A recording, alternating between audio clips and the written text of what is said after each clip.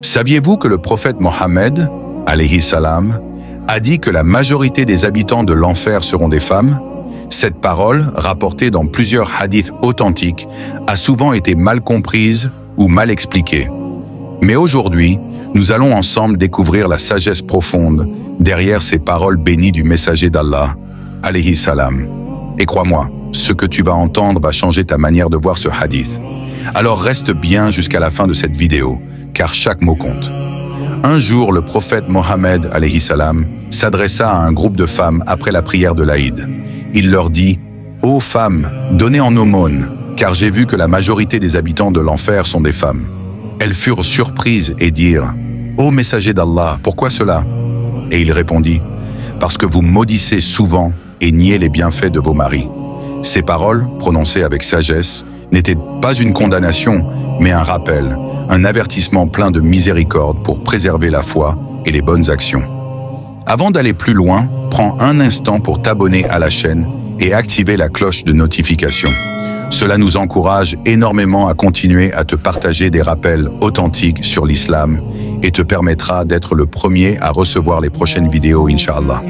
Qu'Allah te récompense pour ton soutien. Le prophète Mohammed, alayhi salam, n'a jamais voulu rabaisser la femme, ni la juger. Il parlait d'un constat spirituel, observé à son époque. Les femmes étaient plus nombreuses, et certaines, par faiblesse humaine, tombaient plus souvent dans des fautes de parole, les malédictions, les plaintes, l'ingratitude envers les bienfaits de leur mari. Mais ce hadith, en réalité, s'adresse à tous. Car aujourd'hui encore, hommes et femmes tombent dans l'ingratitude, le manque de reconnaissance et la dureté du cœur. Le prophète, alayhi salam, voulait nous rappeler que ces comportements, s'ils deviennent une habitude, peuvent éloigner de la miséricorde d'Allah. Les savants comme Ibn Hajar et An-Nawawi ont bien précisé que ce hadith ne doit jamais être compris comme une généralisation. Le prophète, alayhi salam, observait les comportements de son temps et en tirait des leçons spirituelles pour corriger les cœurs. C'était un avertissement, pas une accusation. Il voulait réveiller la conscience, pas blesser, car son cœur était rempli de compassion et chaque mot qu'il prononçait était un acte d'amour pour sa communauté. Regarde bien, après avoir dit cela, il n'a pas simplement critiqué, il a immédiatement donné la solution. Il a dit « Donnez en aumône ». Subhanallah, la sadaqa, c'est la clé. Elle éteint la colère d'Allah, purifie les péchés et apporte la bénédiction dans la vie. Le prophète, alayhi salam, voulait montrer que la porte du pardon est toujours ouverte, qu'aucun péché n'est trop grand si on se repent sincèrement et qu'on fait le bien. Et c'est là toute la beauté de l'enseignement prophétique. Le messager d'Allah, alayhi salam, a toujours rappelé la valeur immense de la femme dans l'islam. Il a dit « Le paradis est sous les pieds des mères ». Cette parole seule suffit à montrer l'honneur que l'islam accorde à la femme. C'est elle qui éduque les générations, c'est elle qui porte la foi, c'est elle qui sacrifie son repos pour bâtir des foyers solides. Le prophète, alayhi salam, l'a élevée à un rang d'honneur inégalé. Et toi, qu'en penses-tu? Ce hadith est-il selon toi souvent mal compris dans notre époque? Dis-le-moi dans les commentaires. Ton avis compte énormément et ton message pourrait aider d'autres à mieux comprendre la sagesse du prophète, alayhi salam. Alors prends quelques secondes pour partager ton opinion avec respect, car le dialogue sincère nous aide à grandir ensemble dans la foi. Le message de ce hadith, en vérité, nous enseigne 4 grandes leçons.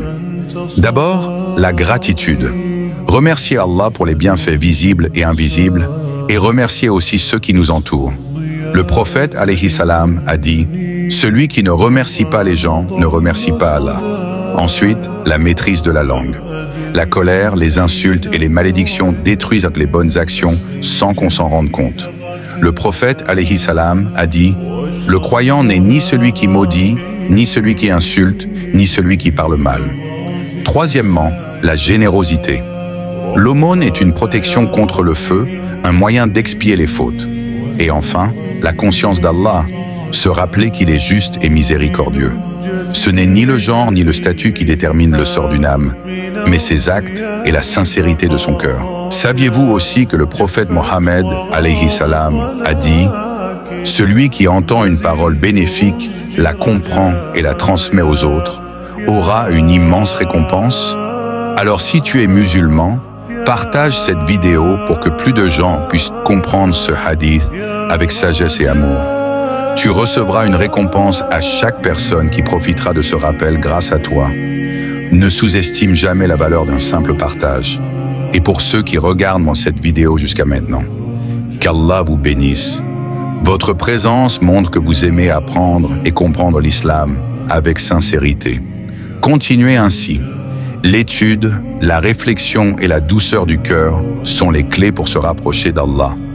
Le prophète Mohammed alayhi salam disait souvent que la foi se renouvelle comme un vêtement s'use. Alors, renouvelons notre foi chaque jour, purifions nos cœurs et nos intentions. Le but de ce rappel n'est pas de faire peur, mais de ramener chacun de nous vers la miséricorde d'Allah. Car notre prophète alayhi salam n'était pas envoyé pour juger, mais comme miséricorde pour les mondes. Alors à toi qui écoutes, rappelle-toi, chaque parole du prophète alayhi salam est un guide, un trésor et une lumière. Ne les prends pas comme des reproches, mais comme des appels à devenir meilleur.